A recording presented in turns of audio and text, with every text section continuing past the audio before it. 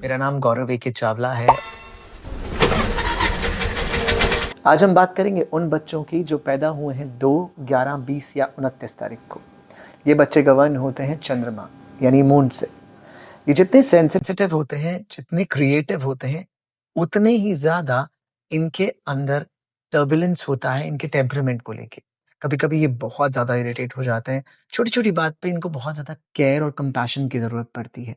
As a parent आपके लिए एक टास्क होता है कि इन बच्चों को आप हमेशा ये एहसास दिलाएं that you are available for them. इनको छोटी-छोटी चीज़ों में अप्रिसिएशन चाहिए होता है। अगर एक छोटा-सा एफर्ट भी करते हैं ना, तो एज़ अ पेरेंट आपके लिए बहुत ज़रूरी है कि आप इनको ये बताएँ कि उनका वो एफर्ट रजिस्टर हुआ है, एक्नॉलेज हुआ है और उसे अप्रिशिएट ज़रूर करें। इससे इन्हें ये पता लगता है दैट हमारे पेरेंट्स हमारे लिए अवेलेबल हैं।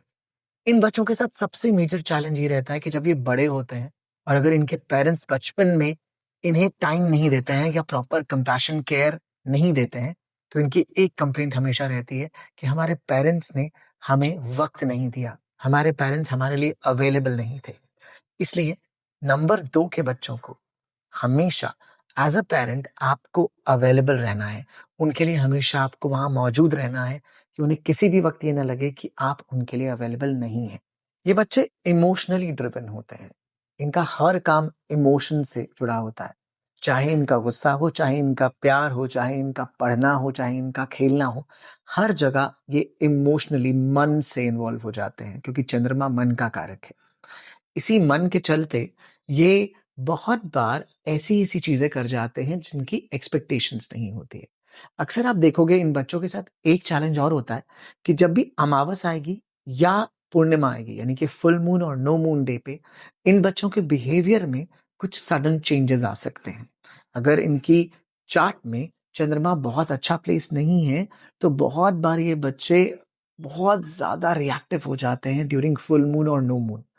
इस चीज़ का ख़ास ख़्याल रखिएगा और नोटिस करिएगा कि क्या आपका बच्चा फुल मून या नो मून पर डिफरेंट बिहेव कर रहा है? अगर ऐसा है, तो चंद्रमा को ट्रीट करने की ज़रूरत है। एक और प्रॉब्लम जो इन बच्चों के साथ हमेशा रहती है वो है ओवरथिंकिंग। ये हर बात को नोटिस करते हैं और ओवरथिंक करते हैं।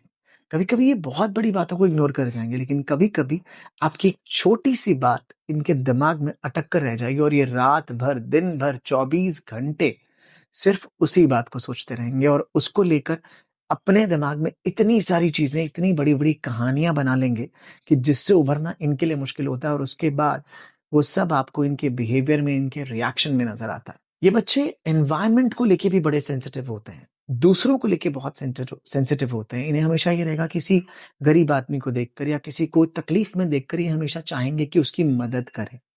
ये हमेशा second chances, third chances, fourth chances तक देने को तैयार हो जाते हैं। लाइफ में इन लोगों को अगर कोई चीट करता है, तो भी उसे फ़ॉरगिव करके उसे दोबारा से चांस दे देते हैं। ऐसा बचपन में नहीं, बड़े होने पे भी आप देखेंगे कि जो लोग चंद्रमा से गवान हैं, ये फ्रीक्वेंटली लोगों को चांसेस देते हैं क्योंकि इनके मन में एक सिम्पैथी फैक्टर हमेशा रहता है। एज़ अ पेरेंट इनको कभी प्रेशराइज़ नहीं करिएगा किसी भी चीज़ के लिए। प्यार से समझाइए, उन्हें छोटे-छोटे टारगेट ज़रूर दीजिए, बट अगर वो टारगेट अचीव नहीं कर पाएँ, तो प्लीज़ उन्हें प्यार से समझाइए, उन्हें बोलिए कोई बात नहीं, फिर से मौका है, आप फिर से कर लीजिए। यही सही तरीका है इन्हें सही जगह गाइड करने का क्योंकि इनकी एनर्जी एज़ आई सेड मन से चलती है और मन चंचल होता है। तो इनका मन भी चंचल होता है, ये कभी कहीं तो कभी कहीं तो कभी कहीं। ये बैठे हुए पढ़ रहे हैं इंग्लिश, लेकिन इनके दिमाग में चल रहा है शायद मैथ्स। अगर बट बैठ के पढ़ रहे हैं साइंस, तो उनके दिमाग में चल रहा है सोशल स्टडीज़ या कुछ और। ये कहीं भी कभी भी पहुँच सकते हैं। ऑल्सो आपको एक चीज़ हमेशा ध्यान रखनी है कि इनके आस-पास नेचुरल एनवायरनमेंट ज़रूर रहे, नेचुरल लाइट ज़रूर रहे और कुछ वक़्त ये मून लाइट में, चंद्रमा की रोशनी में ज़रूर बिताएँ। ऑल्सो बच्चे हों या थोड़े बड़े टीनेजर हों, इन्हें चांदी ज़रूर पहनाएँ और अगर हो सके तो चांदी के ग्लास में इन्हें पानी पीना शुरू करा दीजिए।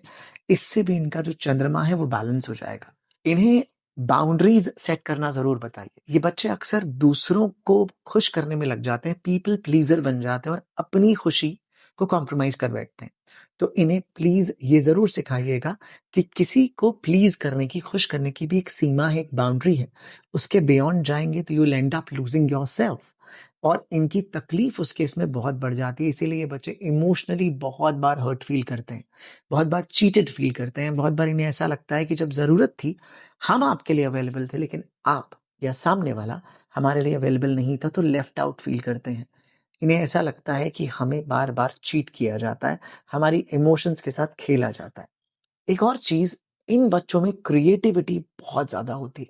तो क्रिएटिविटी को एक्सप्रेस करने के सारे रास्ते आप इनको दीजिए। Whether they want to go into music, art और एनी अदर क्रिएटिव फील्ड, चाहे वो सिंगिंग हो, चाहे वो डांसिंग हो, जो भी ये चाहें, इन्हें वो क्रिएटिविटी एक्सप्रेस करने का मौका ज़रूर दीजिएगा, क्योंकि ये अपनी इमोशंस को क्रिएटिविटी के थ्रू ही एक्सप्रेस कर पाते हैं। इन बच्चों की आईज़ बहुत ज़्यादा कुछ डिपिक्ट करती हैं। अगर आप देखना चाहें तो उनकी आँखों में आप सब कुछ पढ़ सकते हैं। उनके अंदर क्या चल रहा है, उनके बाहर क्या चल रहा है, उनके मन में, उनके दिमाग में, जो भी कुछ चल रहा है उनकी आँखों में आपको साफ नज़र आ जाएगा। And as a parent I think it's very easy for you to read your child's eye. तो अगर आप उनकी आँखों को पढ़ना सीख जाएँगे, उनके अंदर के सारे इमोशंस आप बहुत जल्दी समझ जाएँगे। इन बच्चों की आईज़ बहुत बार वॉटरी लगेंगी आपको, क्योंकि चंद्रमा है, पानी भी चंद्रमा का ही कारक है या चंद्रमा पानी का कारक है, तो इन बच्चों की आँखें सुंदर होती हैं और उनमें वॉटरी आईज़ होती हैं। ये खुश होंगे तो भी उनमें पानी आ जाएगा, ये उदास होंगे तो भी इनकी आँखों में पानी भर आएगा। एक चैलेंज ये भी आता है कि ये बच्चे कभी-कभी एक्सट्रीम हो जाते हैं। हर बार सिर्फ इमोशंस नहीं, कभी-कभी इमोशनलेस हो जाते हैं। हर बार दूसरों के लिए कंसर्न नहीं, कभी-कभी बिल्कुल कोल्ड बिहेवियर हो जाएगा कि इन्हें फ़र्क ही नहीं पड़ता कि सामने वाले के साथ क्या हो रहा है। वो खुश है, तो भी कोई प्रॉब्लम नहीं है, वो उदास है, तो भी कोई प्रॉब्लम नहीं है।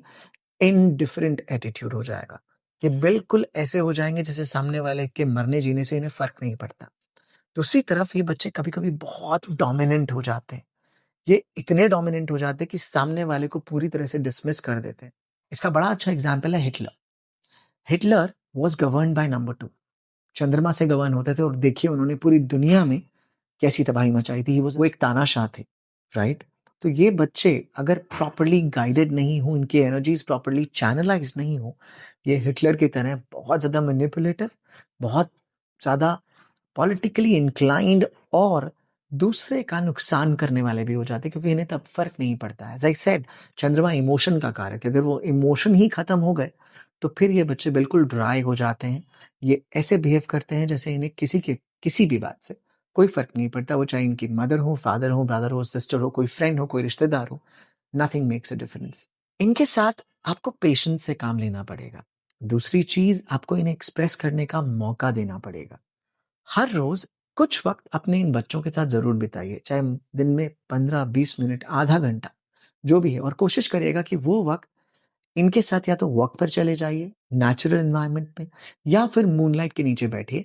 इससे इनका जो चंद्रमा है वो बैलेंस होकर आपके साथ इनका जो बॉन्ड है वो बेहतर हो जाएगा, and you will be able to feel more closer to your child. इन बच्चों को इमोशनल और सोशल स्टेबिलिटी की बहुत ज़रूरत होती है। They should feel that they are needed, they are desired. Of course, as a parent, you will do whatever you can. आप सब कुछ करेंगे उनके लिए, लेकिन फिर भी इनकी छोटी-छोटी ज़रूरतों का ध्यान रखना और इनके पास उस वक़्त अवेलेबल होना, इन्हें ये एहसास दिलाता है कि हम भी इम्पोर्टेंट हैं। छोटी-छोटी चीज़ों का ध्यान रखिए और इन बच्चों को, एज़ आई सेड, चंद्रमा के नीचे इन्हें वॉक करना चाहिए। नेचुरल एनवायरनमेंट में, नेचुरल लाइट में जितना ज़्यादा रहेंगे उतना अच्छा है। पानी जितना ज़्यादा पिएँगे उतना अच्छा होगा। और अगर पानी चांदी के ग्लास में पिएँगे या कोई भी एक चांदी का ऑर्नामेंट पहन के रखेंगे, चाहे वो चांदी की चेन हो या कोई भी एक चांदी की चीज़ अपने पास रखेंगे, उससे भी इन बच्चों को बहुत फ़ायदा होता है। ये सब करके देखिए, and you will feel the difference that your child will Bloom into a beautiful human being. ऐसे ही और खूबसूरत टिप्स और नॉलेज के लिए मेक श्योर हमें फॉलो ज़रूर करिएगा। Next video would be about number 3 children, कि इनको कैसे पेरेंट करना है, इनको कैसे नर्चर करना है। Hopefully this video is going to help you. Har Har Mahadev.